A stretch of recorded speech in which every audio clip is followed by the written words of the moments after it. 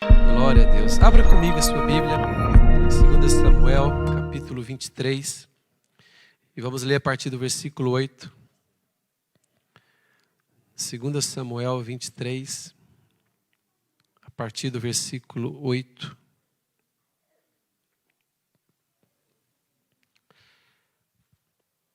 Vamos fazer a leitura de todo esse texto aqui e vamos ler até o versículo 12, do 8 ao 12. 2 Samuel 23, do 8 ao 12. Diz assim a palavra: São estes os nomes dos valentes de Davi: Josebe, Basebete, filho de Taquemone, o principal de 3. Este brandiu a sua lança contra 800 e os feriu de uma vez. Depois dele, Eleazar, filho de Dodô, filho de Aoi, entre os 3 valentes que estavam com Davi, quando desafiaram os filisteus ali reunidos para a peleja. Quando já se haviam retirado os filhos de Israel, ele se levantou e feriu os filisteus até lhe cansar a mão e ficar pegada a espada. Naquele dia o Senhor efetuou grande livramento e o povo voltou para onde Eleazar estava somente para tomar os despojos. Depois dele, Sama, filho de Agé, o Ararita, quando os filisteus se ajuntaram em Leí, onde havia um pedaço de terra cheio de lentilhas, e o povo fugia de diante dos filisteus. Pôs-se Sama no meio daquele terreno e o defendeu e feriu os filisteus, e o Senhor efetuou grande livramento. Quem pode dizer amém à palavra do Senhor? Amém. Obrigado, Deus, pela tua presença neste lugar, pela presença e ação e poder do teu Espírito Santo. Pai, que a tua palavra possa chegar em cada coração, que o teu Espírito Santo possa fluir, possa ministrar em cada um de nós que aqui estamos presencialmente, a todos que estão nos acompanhando pela transmissão online, que a tua presença e o poder da tua palavra possa alcançar cada pessoa. Nós oramos no nome de Jesus. Amém. Glória a Deus. Quantos têm os corações abertos para receberem da parte de Deus? Irmãos, nós fizemos a leitura desse texto, depois eu quero falar um pouco mais detalhadamente sobre o que lemos. Mas antes quero falar aqui sobre, não tem como fugirmos da situação que o mundo está a passar, e já estamos nisso já há alguns meses, e tomara que não demore muito mais tempo, mas ainda a previsão é para mais alguns meses. E quem tem orado contra essa situação, quem tem orado mesmo, sabe, irmãos? Sabe que a oração do povo de Deus, ela tem poder. E na história da humanidade, várias calamidades que vieram sobre a terra, há histórias, há testemunhos de lugares em que o povo de Deus orou e coisas aconteceram. Deus interferiu, Deus fez milagres, Deus fez coisas, antecipou soluções de problemas que demorariam muito tempo, Deus antecipou. Então alguém pode dizer assim: pastor, mas nós estamos a orar, mas isso já vai alguns meses, essa situação, mas vamos permanecer em oração para que isso termine o mais rapidamente possível. Amém, irmãos? Nós entendemos, irmãos, nós temos que entender o seguinte: as implicações desta época em que estamos a viver. Há muitas implicações. Obviamente, a primeira implicação tem a ver diretamente com a saúde das pessoas. Toda a gente está preocupada de alguma maneira com a sua saúde. E algumas pessoas já não estão tão preocupadas porque dizem assim: não, as pessoas que têm sofrido com esse problema são as pessoas da terceira idade. E só que depois a gente vê notícias de pessoas da primeira idade, as pessoas mais novas que também foram acometidas por esse mal e sofreram bastante com isso. Então, muita gente fica apreensiva, independentemente da idade ou se faz parte do grupo de risco ou não. Então, a primeira implicação, obviamente, é da saúde. Mas há uma outra implicação que eu sei que tem afetado mais as pessoas do que a da saúde, que é a implicação financeira, econômica. Portugal está numa situação realmente muito complexa no aspecto econômico. Ainda bem que nessa semana, não sei quem acompanhou as notícias, foi definido um valor que vai ser passado a Portugal, para apoiar Portugal. Viram essa notícia? Portugal vai receber um valor, não é muito grande, mas é razoável. Uma parte em fundo perdido, outra parte subsídio que Portugal vai ter que depois repor, de alguma maneira. Mas é assim, mas já é uma luz no fim do túnel. Portugal, nesse sentido, precisava mesmo desse apoio da União Europeia. Mas isso não quer dizer que os problemas acabaram. Aquela perspectiva negativa de que problemas na área de emprego e outros problemas na área, todos relacionados à questão de trabalho e salários, área financeira, ainda é uma preocupação que mexe com muita gente, não a nível de Portugal somente, Europa, mas a nível de mundo. E há muitas pessoas aqui no nosso ministério que têm também familiares que moram em outros países. Há pessoas aqui da nossa igreja que tem familiares aqui em outros países da Europa, temos pessoas que têm familiares em países de África, temos pessoas, inclusive eu ouvi falar que tem pessoas que têm familiares até no Brasil, alguns aqui também têm, e outros têm também em Minas Gerais. A gente sabe disso, faz parte. Então, às vezes a preocupação com a área econômica e da saúde não é somente para os que aqui estão presentes aqui em Portugal conosco, mas às vezes a nossa preocupação se estende para os nossos amigos e familiares que se encontram em outros países. Sabe, irmãos, mas há outras implicações, outras problemáticas relacionadas a essa situação. Pessoas que estavam para ingressar na universidade, está com a situação mais complexa. Pessoas que tinham aberto empresa, por exemplo. Eu ouvi falar de pessoas que fizeram empréstimo. Irmãos, um amigo nosso, há uma pessoa da igreja que tem um restaurante, e ele contando que um amigo dele fez um empréstimo, tinha um dinheiro para investir, e completou com um empréstimo, e a bela ideia dele, em dezembro de 2019, ele abriu um restaurante. E em fevereiro, em março, ele teve que fechar o restaurante recém-aberto. Imagina só quantas pessoas não fizeram investimentos, não fizeram negócios, justamente no momento em que surgiu esta situação, esta calamidade. Então, há pessoas que nós não conseguimos alcançar o nível de preocupação que está a chegar na vida de muita gente. Como eu disse, na área da saúde, na área econômica, relacionado a emprego, relacionado à família, relacionado a estudos, relacionado a investimento profissional e tudo mais. Mas eu não sei se você tem uma outra preocupação sobre esse assunto, e é sobre isso que eu quero trazer a atenção de vocês aqui nesta manhã. Por favor. Eu sei que vocês pensaram na saúde física, pensaram na economia da família, economia do país, do mundo. Eu sei que vocês pensaram na área profissional, estudo, desenvolvimento. Mas quantos aqui pensaram no que se refere à obra de Deus na terra? Quais são as implicações que essa situação traz para a obra de Deus que está a ser realizada na terra? Vocês sabem que antes da pandemia estava a ser profetizado que viria um grande derramar do Espírito Santo sobre a terra? Quem ouviu falar disso? Havia profecias de que viria um grande derramar do Espírito Santo sobre a terra, como houve em Pentecostes. As pessoas ficariam cheias do Espírito Santo e algo grandioso de Deus viria sobre a terra e multidões, milhares viriam à salvação em Cristo. Então nós estamos à espera disso. Aí surge uma situação como essa pandemia.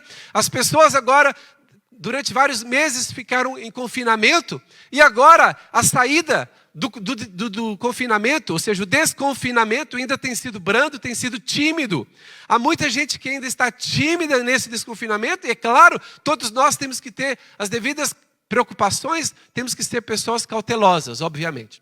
Mas qual é a ligação que nós fazemos das implicações que esta pandemia traz sobre o avanço da pregação do Evangelho, sobre o avivamento que nós estamos a esperar que venha sobre Portugal, o avivamento que estamos à espera na Europa e no mundo? Sabe, irmãos, se o avivamento de Deus, por um lado, passa pelo derramar do Espírito Santo, e nós vemos o testemunho ali em Pentecostes, que estavam todos juntos, reunidos, e veio o Espírito Santo sobre eles, então é o seguinte, nós podemos entender que de alguma maneira o inimigo está a tentar resistir o despertar de Deus na terra. Mas quantos se preocupam com isso? Irmãos, o mundo espiritual é tremendo. Há muita gente que agora só consegue se preocupar consigo mesma e com as questões que eu mencionei aqui, saúde, economia e outras derivadas disso. Mas é o seguinte, os filhos de Deus têm que também ter uma visão ampla, uma visão alargada. Quais são as implicações disso para a proclamação do Evangelho na terra? E sobre isso eu tenho algumas pequenas considerações a fazer. Há um lado que o inimigo está a tentar sufocar a obra de Deus, a pregação do Evangelho. Por quê? Se nós estamos à espera do derramar do Espírito Santo, nós temos que estar juntos, nós temos que estar reunidos, para que venha o Espírito Santo e faça uma obra tremenda. Obviamente que o Espírito de Deus não está limitado a isso. Por exemplo, uma pessoa que está nos acompanhando aqui online pode receber a unção e o poder do Espírito Santo. Mas é diferente. Há coisas que Deus faz quando há um ajuntamento de pessoas. Olha, se nós estamos à espera de salvação de milhares de pessoas vindo para Jesus, sabemos que essa situação de alguma maneira veio intimidar a proclamação do Evangelho, veio tentar intimidar o avanço da obra de Deus. Mas eu e você estamos aqui para dizer, não, nós não aceitamos isso. O Evangelho continuará a ser pregado, proclamado. A palavra não vai parar. A obra de Deus não vai ser detida por isso. Agora, uma consideração positiva.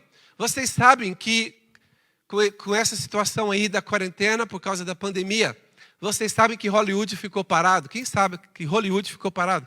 As produções de filme ficaram paradas. As produções de Hollywood, as produções de cinema aqui da Europa, em vários lugares, até a produção, eu sei que alguns ficaram muito tristes com isso, até a produção de novela ficou parada. Eu sei que alguns estão a chorar por causa disso. Produção de novela parada, produção de filme parado, as produções estão paradas. Posso contar agora a boa notícia? No primeiro mês de quarentena, onde tudo que é produzido em termos de mídia no mundo, tudo ficou parado. Sabe qual foi o grupo que mais produziu conteúdo e espalhou pelo mundo inteiro? O povo de Deus, os evangelhos. O evangelho foi proclamado desde o início da quarentena. Irmãos, eu fiquei assustado quando eu vi os números. No primeiro mês de quarentena, só para vocês terem ideia, toda a gente querendo proclamar o evangelho e as pessoas que não estavam habituadas a usarem as redes sociais, os meios de comunicação, assim, essas novas mídias, né, multimédia.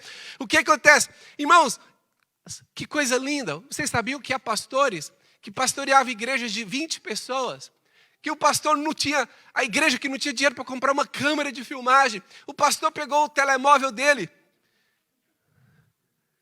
2G, tô brincando, o telemóvel fraquinho, mas ele colocou lá o telemóvel lá assim, encostado em 2 livros, nem suporte para o telemóvel tem, coloca um telemóvel encostado em 2 livros, põe lá para filmar.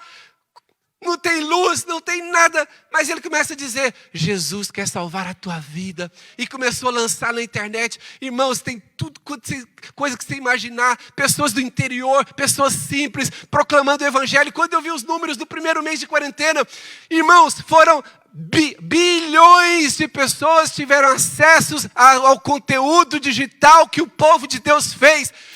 Com qualidade, sem qualidade, não importa. O povo fez. Glória a Deus. A palavra não está parada. O apóstolo Paulo dizia, algumas vezes, por exemplo, quando o apóstolo Paulo estava preso, Paulo disse o seguinte, eu estou preso, mas a palavra de Deus não está presa.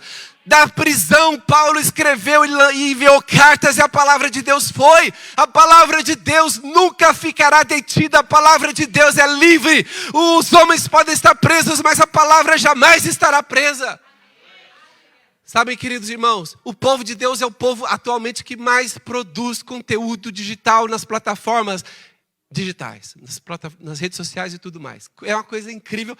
O evangelho, só para vocês terem ideia, neste momento está chegando nas montanhas do Nepal, no Tibete, onde houver uma pessoa com um telemóvel. E hoje, nos dias de hoje, qualquer pessoa que vive lá no final do mundo. Para quem crê na terra plana, lá no cantinho. Para quem vive no final, no lugar mais distante deste mundo, a pessoa tem um telemóvelzinho e ela, sem querer, na quarentena, ela passou por alguma informação do evangelho. Este evangelho será pregado em todo o mundo. E então virá o fim. Sabem, queridos irmãos, eu ouvi uma coisa que eu concordo. O milênio não começou no ano 2000. Toda a gente fez a maior festa, passagem de ano, 1999 para ano 2000. Toda a gente naquela expectativa. Vai começar o novo milênio, vai começar o novo milênio. É igual. Hoje, houve uma mudança de milênio, mas não mudou nada. Por quê? O milênio começou em 2020. Essa é uma informação nova para você receber. O milênio, quando a história for contada daqui décadas, ninguém vai dizer que o milênio começou no ano 2000. O milênio, o terceiro milênio, começou no ano 2020. Porque é neste ano que vai formatar de uma maneira muito acelerada todas as mudanças sociais que estavam detidas, que estavam lentas, elas vão ser aceleradas agora. 2020 vai mudar toda a mentalidade, toda a forma de pensar das pessoas, toda a maneira de convívio social e de amizades, todo tipo de atendimento médico, hospitalar, tudo mais. Isso com o surgimento da tecnologia 5G, todo esse desenvolvimento digital vai ser acelerado por causa também desta pandemia e essa situação. Então, a história do mundo, no terceiro milênio, vai ser marcada pelo ano de 2020. E nós, como povo de Deus, temos que fazer diferença. Como? Vamos entender bem uma coisa. Em épocas normais, as pessoas fazem aquilo que é normal. Mas em épocas difíceis, em épocas muito singulares como as que estamos a viver, Deus espera o despertar dos seus valentes. Valentes surgem em tempos difíceis.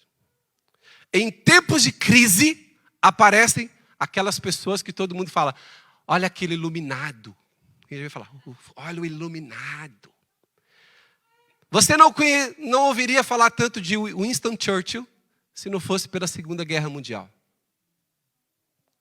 Você sabe que momentos cruciais na história, momentos de crise na história, despertam pessoas que são consideradas valentes.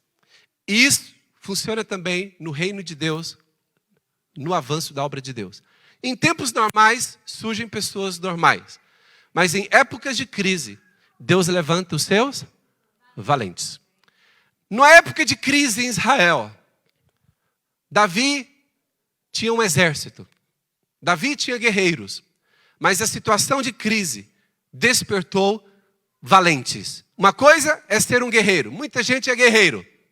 Mas dentre os guerreiros, Deus levanta valentes. E a Bíblia dá testemunho de 3 valentes, de 3 homens que sobressaíram no exército de Davi, porque eles fizeram coisas que aos olhos humanos são inacreditáveis. E eu acredito que eles só fizeram porque eles entraram no sobrenatural de Deus.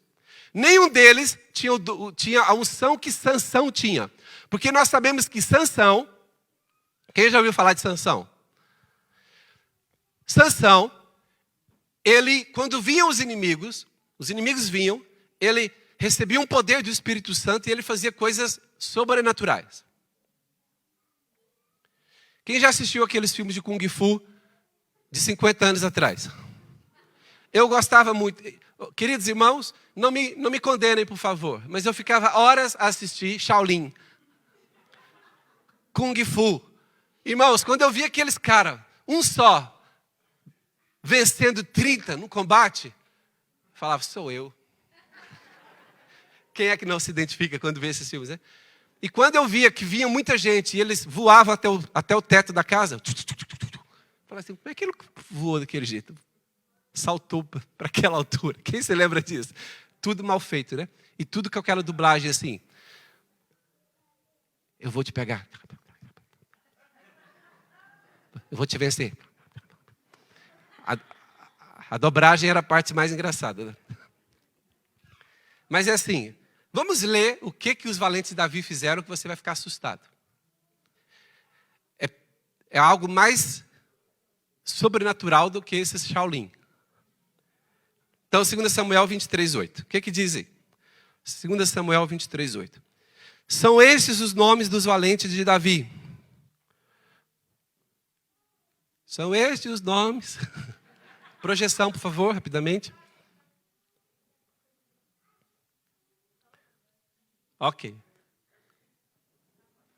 Isso não pode acontecer, irmãos. A gente tem que fluir aqui na palavra rápido. Aleluia. Eu sei porque algumas pessoas não estão com Bíblia. Eu quero que todos acompanhem a leitura, por favor. Aleluia. Deixa eu ir, senão a gente vai ficar parado aqui. Vamos lá. São estes os nomes dos valentes de Davi: Jobede, Basebete, filho de Itaquemone, o principal de 3. Este brandiu a sua lança contra 800 e os feriu de uma vez. Irmãos, aqui diz que esse era o primeiro dos 3 grandes valentes que Davi tinha ao seu lado. Aqui diz que um homem só, de uma vez, derrotou quantos inimigos? Como pode acontecer isso? Quem assistiu aquele filme, Os 300? Que coisa louca. Diz que o homem tinha uma lança, deve ser uma lança poderosíssima. E ele com a lança, ele foi, não sei se aquelas pessoas estavam juntas a um precipício, alguma coisa, mas diz que ele com uma lança derrotou 800 de uma vez. Alguma coisa devia ter, ou um precipício, alguma coisa, ele empurrou os 800, não sei, ele venceu 800. Irmãos, isso está escrito na Bíblia e está um testemunho aqui de um valente que se posicionou. Sabem, trazendo agora para o mundo espiritual nos nossos dias de hoje. Eu acredito que espiritualmente falando, Deus vai levantar valentes entre nós. Quem pode dizer amém? A igreja, o povo de Deus precisa de valentes. Pessoas que estão prontas a combater no nível acima da média. O valente combate acima da média. O valente é aquele que faz mais do que se espera dele. Quantos aqui querem ser valentes espirituais no reino de Deus? Irmãos, essa situação de pandemia do mundo, Deus vai precisar de levantar, e Deus vai levantar valentes na igreja. Eu não sei se você é candidato a algum. Quem que é candidato a valente no reino de Deus? Quem quer fazer proezas com Deus? Quem quer fazer algo sobrenatural no reino de Deus? Irmãos, pode ter certeza. Alguns vão se prontificar. E Deus vai fazer algo como fez através desse primeiro valente aqui. Vamos ver o segundo valente. Capítulo 23, versículo 9. Depois dele, Eleazar, ele levantou-se e feriu os filisteus, até lhe cansar as mãos e ficar pegada a espada. Irmãos,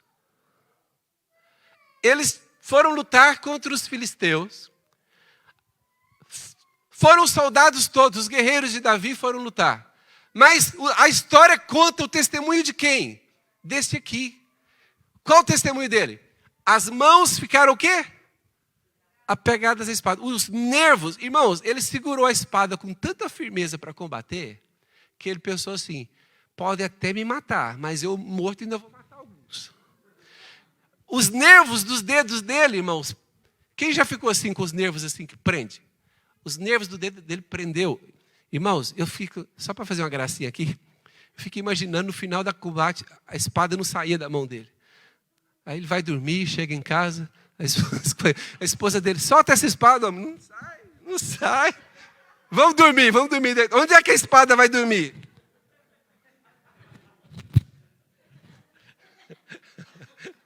Como é que ele vai cumprimentar alguém? Dá com a espada. Sabe, irmãos? O que significa a mão apegada à espada? Eu estou tão comprometido com o projeto, que eu e o projeto nos tornamos um só. Ele e a espada viraram um só. A espada começou a fazer parte dele, do corpo dele. A espada, volta lá, por favor, o texto. A espada ficou apegada à mão. Eu quero dizer o seguinte, os valentes que Deus vai levantar nessa geração são aqueles que vão dar tudo pelo reino. As mãos vão ficar apegadas na espada. Alguém vai dizer assim, mas você está o tempo todo fazendo essas coisas de Deus? Sim, a minha mão está pegada à espada. Eu estou servindo a Deus, eu não largo a espada. Aleluia. Continua aí, o mesmo versículo 10 ainda. O que diz? Naquele dia o Senhor efetuou o grande livramento. E o povo voltou para onde Eleazar estava somente para fazer o quê? Na hora da briga, o que o povo fez? Pernas para quem te quero. Na hora, depois que o Eleazar destruiu os inimigos, o que o povo fez? Valeu, hein? Valeu, hein? Tanta coisa que sobrou para nós, que bênção. Obrigado, hein, Eleazar? Obrigado, hein? Você não quer comer conosco, não? Põe aqui na minha boca a espada. Tá bom. Olha, sempre haverá o grupo de observadores. Sempre haverá o grupo de... Vou assistir do lado de fora. Vou assistir de camarote. Mas os valentes que Deus levanta e honra são aqueles que as mãos se apegam à espada. Eu queria dizer o seguinte, que Deus possa revelar ao seu coração um propósito para a sua vida. E você possa se apegar a esse propósito de corpo e alma. Que as suas mãos se apeguem à espada. E você fique nesse propósito e nada arranque você desse propósito. Ninguém conseguia tirar a espada da mão daquele homem. Não sei se tiveram que cortar a mão dele, não sei se tinha médico na época que conseguia suavizar os nervos das mãos daquele homem. Se Deus quiser usar a sua vida para um avivamento em Portugal, você estaria pronto? Você estaria disposto a se apegar? Uau! Terceiro valente, vamos lá. 2 Samuel 23, versículos 11 e 12. 2 Samuel 23, 11 e 12. Depois dele foi Sama. Depois de Eleazar, qual que era o terceiro valente de Davi? Sama. Depois dele, Sama, filho de Agé, o Ararita, quando os filisteus se juntaram em Leí, onde havia um pedaço de terra cheio de lentilhas, e o povo fugia de diante dos filisteus. Parei. Olha o que acontece. O povo fugia de diante dos filisteus, isso mesmo. O povo de Deus tinha ali uma lavoura, tinha algo plantado ali, um campo de lentilhas. Os filisteus estavam a chegar para tomar posse daquilo que eles tinham. Olha aqui, para eles terem um campo, um terreno com lentilhas, que nível de esforço eles tiveram que fazer para preparar aquele campo? Tiveram que preparar a terra, tiveram que plantar, tiveram que regar a terra. E agora, como eles estavam com o campo pronto para a colheita, os filisteus chegaram. O que o povo fez? O povo fugia. O povo deixou para trás o seu trabalho, o seu sustento, com medo dos filisteus. Mas teve um rapazinho, que o nome dele era Sama. Olha o versículo 12. Pôs-se Sama em meio daquele terreno e disse assim: ninguém tira o meu McDonald's. Ninguém me toma aqui. Isso aqui é o sustento da minha família e dos meus amigos. Ele pôs-se no meio do terreno e fez o quê? Irmãos, o que Sama fez?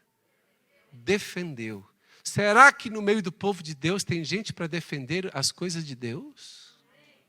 Irmãos, aquilo que eu e você temos plantado há tantos anos, quantos aqui tem semeado no reino de Deus plantado há tantos anos? Nós vamos deixar o inimigo vir, o diabo vir e roubar? Sama fez o quê? Se posicionou no meio do terreno. E o defendeu. E feriu os filisteus. Próximo. O que diz? E o Senhor efetuou grande livramento. Basta alguém se posicionar e Deus faz o sobrenatural. Eu fico imaginando aquele homem no meio do campo. E os filisteus chegando. Os filisteus já imaginavam que o povo iria fugir. Aí eles vê alguém lá no meio do campo. E o que aquele doido está fazendo ali? Aquele doido está doido mesmo. Cheio de Deus e cheio de vontade de defender o campo. Dizendo, ninguém vai pegar a lentilha que esse campo é nosso. Quem aqui vai se colocar no meio do terreno da sua família e proteger os seus filhos, proteger sua casa? Qual o terreno que você tem que proteger hoje? Pensa aí na sua vida. Qual o terreno? O seu casamento?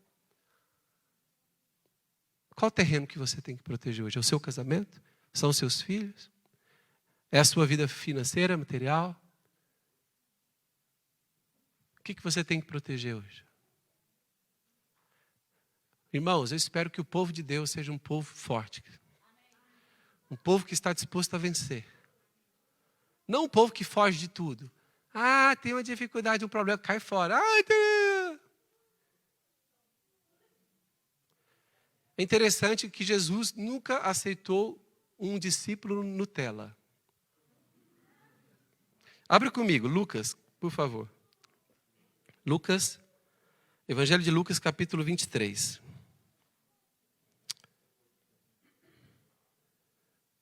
Desculpa, 23 não, estou aqui.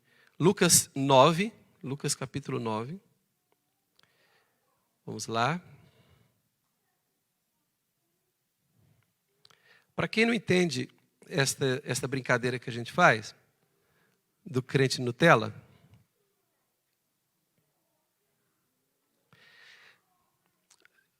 nós falamos o crente raiz e o crente Nutella.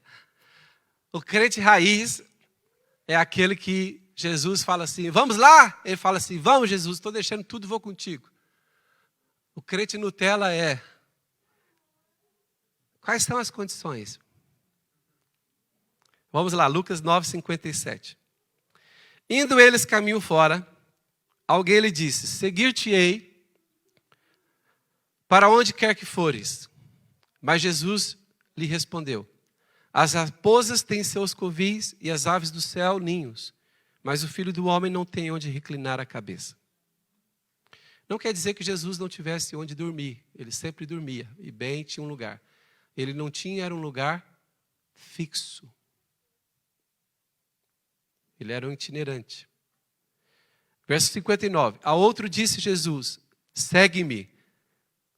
Tenta se imaginar no lugar dessa pessoa em que ele estava tranquilo ali de boa. E Jesus chega nele e diz assim, segue-me. O que você faria se Jesus tivesse convidado para seguir? O que esse homem fez? Ele, porém, respondeu, permite-me ir primeiro sepultar meu pai. Tá certo? Tá certo? Vamos ver o que Jesus respondeu? O que Jesus respondeu? Versículo 60. Mas Jesus insistiu.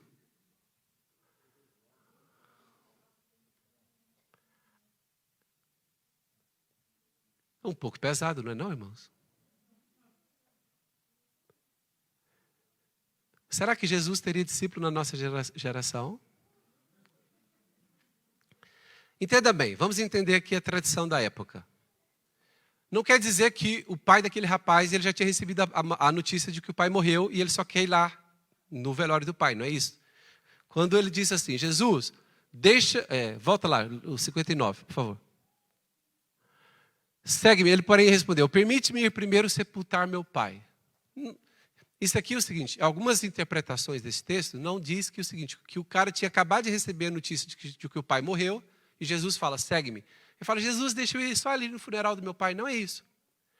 Era uma tradição que é o seguinte, se ele fosse o filho mais velho, ele teria que ficar com o pai até o final da vida do pai. O problema é que o pai não tinha morrido. Porque se o pai tivesse morrido, Jesus tinha dito, vai lá, te dou um dia, vai e volta. A questão é que o pai não tinha morrido. Isso podia demorar 5 anos ou 10. E Jesus então disse o seguinte, se alguém quer ser meu discípulo, tem que fazer algum tipo de sacrifício. Jesus disse, deixe os mortos enterrar os seus mortos. Que palavra pesada vinda de Jesus. E hoje escandaliza, estou vendo os olhos de alguns estão escandalizados aqui com Jesus. Você quer Jesus ainda? Tanto de crente Nutella nos dias de hoje. Os irmãos que estão online, ficaram até assustados com o que Jesus falou. Então, brincar, um grande abraço para vocês aí. Neste momento, imagina comigo como os irmãos que estão acompanhando online, como eles estão nesse momento. Vamos imaginar aqui comigo? Cabelo desarrumado, pijama, sentado assim no sofá com as pernas para cima. Eu estou a acertar aqui alguns, eu sei. Com a chávena de chá assim. E está falando assim, como é que o pastor sabe que eu estou desse jeito? E agora eu falo assim, Jesus está te chamando, segue-me. E a pessoa fala, sei não, hein? Sabe, irmãos, por que aquele homem não podia esperar o pai? Porque o ministério de Jesus na terra só duraria pouco tempo. Ele só teria a oportunidade de ser um discípulo presencial de Jesus em pouco tempo. Continuemos. Tu, porém, vai e prega o reino de Deus, não é isso? Tu, porém, vai e prega o reino de Deus. Quantos aqui já abriram mão de relacionamentos familiares para fazer a chamada de Deus, o propósito de Deus? Alguém aqui que já fez isso? Levanta a mão. Eu fiz isso. a minha esposa, fizemos isso. Que é saber que nós não vamos ter contato diário mais com a família. Só a distância. E nós fizemos isso numa época que não havia internet. Que não havia redes sociais, não havia WhatsApp. A ligação era caríssima. Sabem, há coisas que nós entendemos o seguinte: há um plano de Deus. Versículo 61. Outro lhe disse: seguir-te-ei, Senhor, mas deixa-me primeiro despedidos de casa. Mas Jesus lhe replicou: ninguém que tendo posto a mão no arado, olha para trás, é apto para o reino de Deus. Irmãos, a mensagem nesta manhã é uma mensagem mesmo. Deus precisa levantar valentes dessa geração. Só que valentes são pessoas disponíveis e que não olham para trás e não recuam e não retrocedem. Os irmãos do louvor aqui, por favor. Irmãos, os valentes que Deus quer levantar hoje são pessoas que não retrocedem, que não recuam. São pessoas que olharam para o plano de Deus e vão seguir em frente. Fica de pé, por favor. Irmãos, situações extremas exigem decisões extremas. Vou dizer novamente. Situações extremas exigem decisões extremas. Situações extremas exigem sacrifício. Servir a Deus neste momento, nessa geração, com esta ameaça da pandemia, servir a Deus neste momento é algo que é proporcionado pelo Espírito Santo. E eu sei que nesses dias na MCI, o Espírito Santo vai tocar o coração de muitas pessoas e vai despertar o coração de muita gente. Pessoas que quererão se tornar valentes do reino de Deus nesta geração. Pessoas que estarão acima da média, que se posicionarão, ainda que sacrificialmente, para corresponderem ao plano de Deus. Pessoas cujas mãos se apegarão à espada e não soltarão essa espada. Se comprometerão com o reino e não soltarão. Viverão o melhor de Deus e serão aqueles usados por Deus para salvar os demais, para abençoar os demais. Deus quer levantar uma geração de valentes que abre portas, que abençoa as pessoas, como aquele homem que protegeu o campo de lentilhas, mas para que todos pudessem comer. Como aquele outro que a mão ficou apegada à espada e depois veio o povo só para usufruir dos despojos. Vamos cantar aquela música, Pai Nosso. Vamos cantar esta música, que o reino é do Senhor, o reino é de Deus. Nós queremos que este reino venha. Mas eu queria que você se posicionasse para ser um servo de Deus e viver o reino de Deus. E dizer: Senhor, eu estou pronto para me tornar um valente nesta geração. Você que está acompanhando online também, que você esteja pronto em nome de Jesus, para se posicionar para a glória de Deus. Amém. Feche seus olhos, desfruta desta canção, mas dizendo: Senhor, faz a tua vontade na minha vida.